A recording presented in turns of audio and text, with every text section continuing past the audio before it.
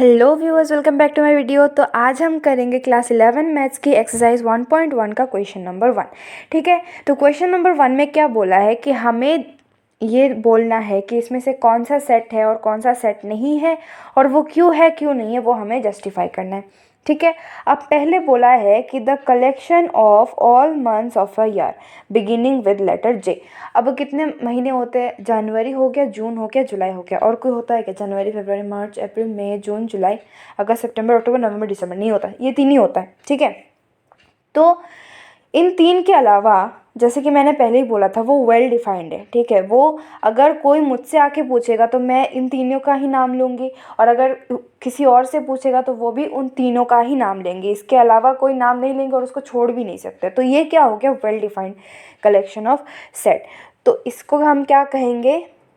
It is a set as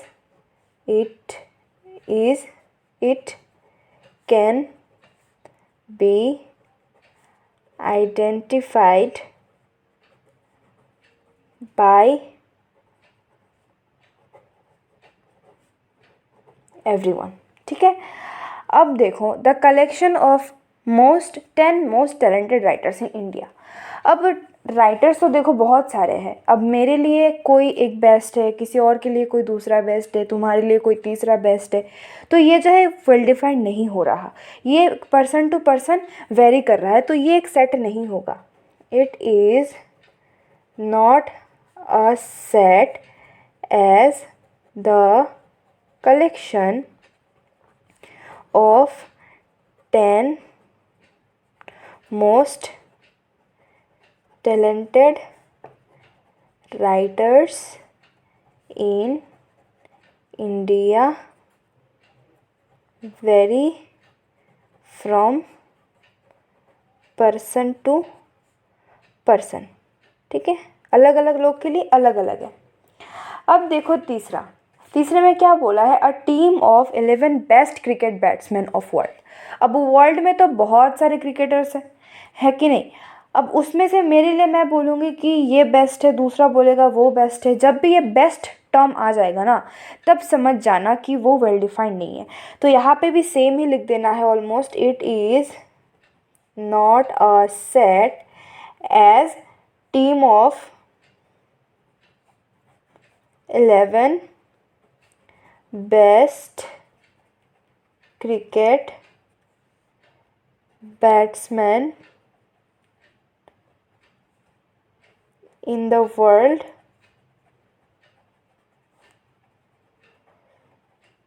varies from person to person. ठीक है, वो अलग अलग लोग के लिए अलग अलग है। तो ये हो गया क्वेश्चन नंबर 3 तक। अब देखते हैं आगे का। क्वेश्चन नंबर 4 में ये बोला है the collection of all boys in your class.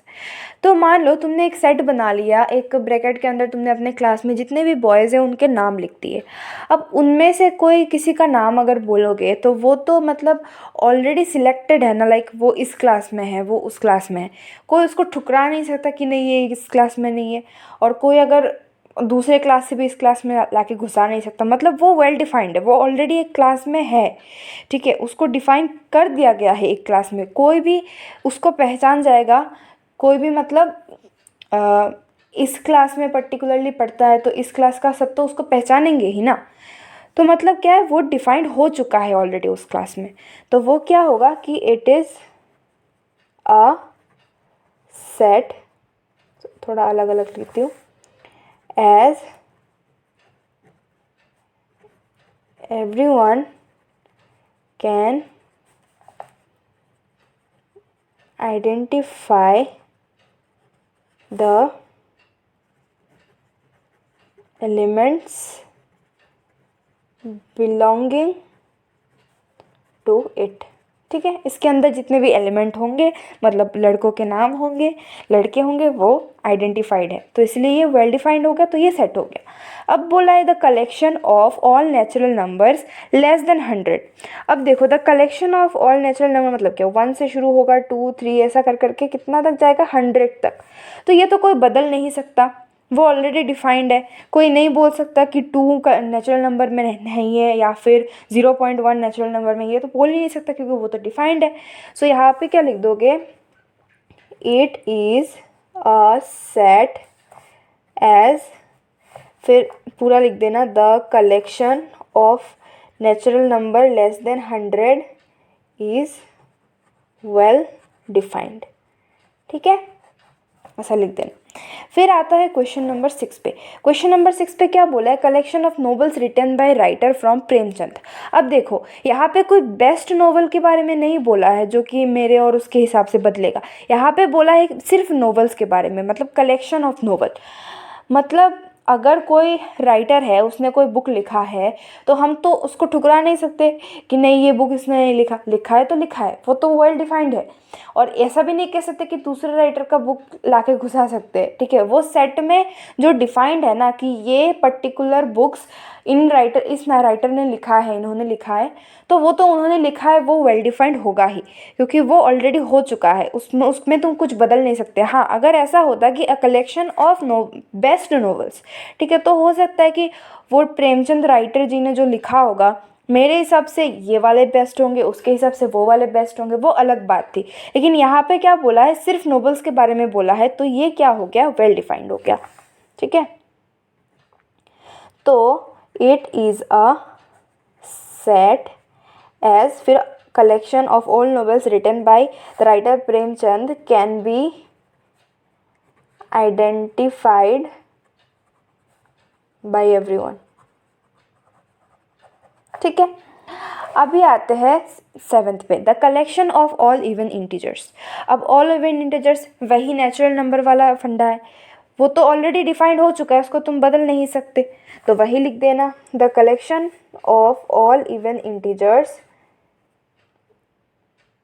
Is well defined, so it is a set. ठीक है, अब देखते हैं अगला वाला। अगले वाले में क्या बोला है, the collection of questions in the chapter. अब देखो क्वेश्चंस जो है वो एक चैप्टर में दिया हुआ है, मतलब वो क्या, वो उस चैप्टर के लिए ही बने हैं, वो ऑलरेडी डिफाइंड है। तुम एक क्वेश्चन दे दिया तो वो अगर उस चैप्टर में है, ठीक है, उस सेट में तुमने उसका कलेक्शन में डाला हुआ है, तो कोई आके इसको नहीं बोल सकता कि नहीं ये उसमें उस चैप्टर में नहीं है या फिर कोई और भी इसमें होना चाहिए। ठीक है ना, वो ऑलरेडी डिफाइंड हो चुका है कि इस चैप्टर में पर्टिकुलरली ये क्वेश्चंस है, तो वो क्या हो गया, डिफाइंड हो गया। तो यहाँ पे लिख देना, the collection of questions in the chapter is well defined, so it is a set. ठीक है, फिर आते हैं the collection of most dangerous animals of the world. अब यहाँ पे वापस से वो मोस्ट वाला टर्म आ गया। ठीक है, मोस्ट डेंजरस टर्म। अब मेरे लिए कोई एक एनिमल है, वो सबसे ज़्यादा खतरनाक, मैंने बोल दिया कि शेर सबसे ज़्यादा खतरनाक है, कोई और आके बोलेगा कि किंग कोबरा सबसे ज़्यादा खतरनाक है ना, तो ये तो पर्सन टू पर्सन वेरी करेगा। तो यहाँ पे लिख देना कि it is not a set as the collection of most dangerous animals of the world varies from person to person.